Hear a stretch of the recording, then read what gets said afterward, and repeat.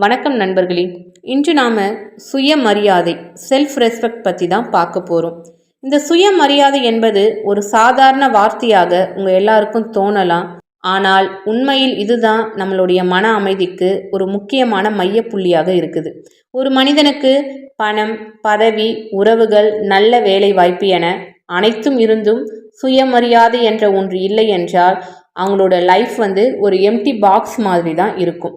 இந்த வீடியோவில் வருகிற வழிமுறைகளை நீங்கள் ஃபாலோ பண்ண ஆரம்பிச்சிங்கன்னா உங்களோட செல்ஃப் ரெஸ்பெக்ட் தானாகவே அதிகரிக்கும். ஸோ வீடியோவை முழுசாக பார்த்து தெரிஞ்சுக்கோங்க. உங்களை மதிக்க கற்றுக்கொள்ளுங்கள். நம்மை நாம் நேசிப்பதும் மதிப்பதும் தான் நம் சுயமரியாதைக்கான அடித்தளமாக அமைகிறது.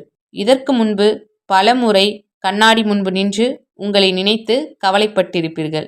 இனிமேலும் நீங்கள் கண்ணாடியை அடிக்கடி பார்க்கணும், கவலைப்படுவதற்காக இல்லை.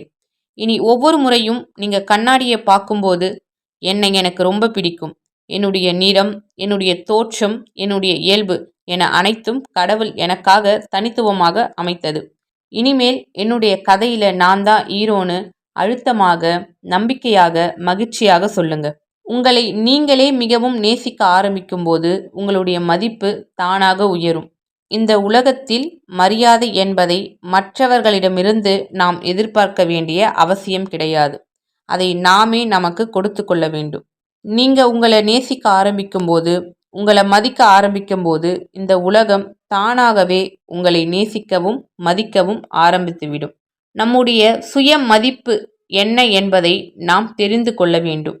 நம் சுய மதிப்புக்கான மரியாதையை நமக்கே கொடுக்கும்போது நம்முடைய சுயமரியாதை தானாக அதிகரிக்கும். இதை சுருக்கமாக சொன்னால், முதலில் உங்களை நேசிக்க கற்றுக்கொள்ளுங்கள். இரண்டாவது, உங்களை மன்னிக்க கற்றுக்கொள்ளுங்கள். மூன்றாவது, உங்களை பற்றி நீங்களே தெரிந்து கொள்ளுங்கள். நான்காவது, நீங்கள் எப்படி இருந்தாலும் அப்படியே ஏற்றுக்கொள்ளுங்கள். ஐந்தாவது, பிறகு உங்களை மதிக்க கற்றுக்கொள்ளுங்கள். நீங்க எல்லோருக்கும் எப்போதும் கிடைக்கக்கூடிய மனிதராக இருக்க வேண்டாம். கேட்பதற்கு ஒரு சாதாரண விஷயமாக தோன்றலாம். ஆனால் வாழ்க்கையில் இதை புரிந்து கொண்டவர்கள்தான் இன்று அமைதியாக, சுயமரியாதையோடு, மதிப்பாக அவங்களோட வாழ்க்கையை வாழ்ந்துட்டு வராங்க. நாம் எப்போதும் எல்லோருக்கும் ஈஸியாக கிடைக்கக்கூடிய ஒரு நபராக இருந்தால் மிக சீக்கிரமாக நாம் ஒரு மதிப்பு இல்லாத நபராக மாறிவிடுவோம். இது உண்மைதானே? இப்போ நான் கூறிய அந்த விஷயம் இதை கேட்குறவங்களோட நிறைய பேரோட வாழ்க்கையில் நடந்திருக்கலாம். ஏனெனில் நம் மனிதர்களுடைய இயல்பே அதிகமாக கிடைக்கக்கூடிய, இலவசமாக கிடைக்கக்கூடிய, மிக எளிதாக கிடைக்கக்கூடிய ஒரு விஷயத்தை அவ்வளவா மதிக்க மாட்டாங்க. அதை மதிப்பை பற்றி தெரிஞ்சுக்கவும் மாட்டாங்க. எனவே இதை புரிந்து கொள்ளுங்கள். நம் நேரம், நம் ஆற்றல், நம் மனம் எல்லாமே விலை மதிப்புடையவை. ஆனால் நாம் அதை எளிதாக அழித்துவிட்டால் அவர்கள் அதை சாதாரணமாக எடுத்துக்கொள்வார்கள். சரி, எப்படி இதில் என்னுடைய எல்லைகளை மேற்கொள்ளலாம் என்று நீங்கள் கேட்டிங்கன்னா, தேவையான நேரத்தில் உதவி செய்யுங்க, அது தப்பே கிடையாது. ஆனால் உங்களுடைய நேரத்தை வீணாக்கிட்டு செய்ய வேண்டாம். இல்லை என்றும் முடியாது என்றும் சொல்லும் திறனை வளர்த்து கொள்ளுங்கள். உங்களுடைய நேரத்தையும் மன அமைதியையும் நீங்கள்தான் நிர்ணயிக்க வேண்டுமே தவிர்த்து மற்றவர்கள் அல்ல. நீங்கள் எல்லா நேரத்திலும் எல்லோருக்கும் கிடைக்கக்கூடிய ஒரு நபராக இருந்தால் ஒரு நாள் கசக்கி தூக்கி வீசப்படும் தேவையில்லாத காகிதமாக மாறிவிடுவீர்கள். உங்களது மதிப்பை உயர்த்த வேண்டும் என்றால் உங்களுடைய எல்லைகளை மதித்து காப்பாற்ற வேண்டும். அது சுயநலம் அல்ல, அதுதான் உங்களின் சுயமரியாதையின் அடையாளம். அதிகமாக உங்களை பற்றி வெளியில் சொல்லாதீங்க. நம்மை பற்றி அதிகமாக வெளிப்படுத்தாமல் இருப்பது சுயமரியாதையை காக்கும் முக்கியமான பழக்கங்களில் ஒன்று. நீங்கள் எப்போதும் உங்களின் எண்ணங்களையும் உணர்வுகளையும் தனிப்பட்ட விஷயங்களையும் எல்லோரிடமும் பகிர்ந்து கொண்டால் மக்கள் எளிதாக உங்களை புரிந்து கொள்வார்கள். இப்போ நீங்கள் கேட்கலாம், புரிந்து கொண்டால் என்ன? அது நல்லதுக்கு தானே, அதை எப்படி நீங்கள் தப்பாக நினைக்கிறீங்கன்னு. அதில் சில பேர் உங்கள் பலவீனத்தை பயன்படுத்தி உங்களின் மனதை காயப்படுத்தலாம் என்பது என்னுடைய பதில். சில உணர்வுகள், சில கனவுகள் நமக்கே உரியது. நம் வாழ்க்கையில் எல்லா விஷயங்களையும் வெளிப்படுத்த வேண்டிய அவசியம் கிடையாது. சில விஷயங்களை உங்களுக்குள் வைத்திருப்பதுதான் உங்களுடைய மதிப்பை உயர்த்தும். இதை நினைவில் கொள்ளுங்கள். நீங்கள் அதிகம் பேசினால் மக்கள் உங்களை பற்றி அதிகம் தெரிந்து கொள்வார்கள். ஆனால் நீங்கள் சரியான நேரத்தில் சரியாக பேசினால் உங்களின் மதிப்பு அதிகரிக்கும். பேசும் கலையை கற்றுக்கொள்ளுங்கள். இது எப்படி சுயமரியாதையை அதிகரிக்கும் என்று உங்களுக்கு ஒரு சந்தேகம் இருக்கலாம். நீங்கள் நன்றாக பேச கற்றுக்கொண்டால் யாரிடம் வேண்டுமானாலும் நம்பிக்கையுடன் பேசுவீங்க.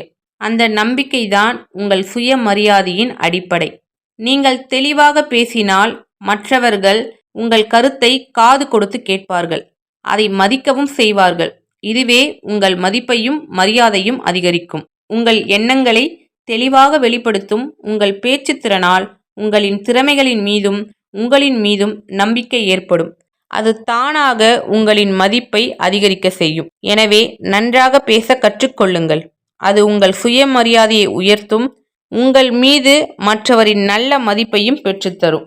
அடுத்தது, உங்களை மேம்படுத்த கற்றுக்கொள்ளுங்கள். உங்கள் சுயமரியாதையை உயர்த்தும் மிக சக்தி வாய்ந்த வழிகளில் ஒன்று. எப்படி நம்மை மேம்படுத்துவதால் சுயமரியாதை அதிகரிக்கும்? நீங்கள் தினமும் சிறிதளவாவது உங்களின் முன்னேற்ற முயற்சி செயலில் ஈடுபட வேண்டும். ஏதாவது ஒரு திறனில் உங்களை தினமும் மேம்படுத்தி கொண்டால், யாரோடும் உங்களை ஒப்பிடாமல் உங்களின் வேலையில் மட்டும் கண்ணும் கருத்துமாக இருப்பீர்கள். உங்களை மேம்படுத்தும் ஒவ்வொரு நாளும் உங்களின் சுயமரியாதை தானாகவே ஒரு படி மேலே ஏறும். இறுதியாக இதை நினைவில் கொள்ளுங்கள், நம்மை நாமே மதிப்போம், நம்மை நாமே நேசிப்போம். அப்போதுதான் நம்முடைய வாழ்க்கை உண்மையாக மாற்றம் பெறும். இந்த வழிமுறைகளை தவறாமல் பயிற்சி செய்யுங்கள். காலப்போக்கில் உங்களின் சுயமரியாதை மற்றும் மதிப்பு ஆரோக்கியமான ஒன்றாக உங்களின் வாழ்க்கையில் பயணம் செய்ய ஆரம்பித்துவிடும். இதில் வரும் கருத்துக்கள் உங்கள் மனதில் நல்ல மாற்றத்தை ஏற்படுத்துச்சுன்னா லைக் பண்ணுங்க, உங்களோட கருத்துக்களை கமெண்ட் பண்ணுங்க. முக்கியமாக நம்ம சேனலை சப்ஸ்கிரைப் பண்ணுங்க. நன்றி, வணக்கம்.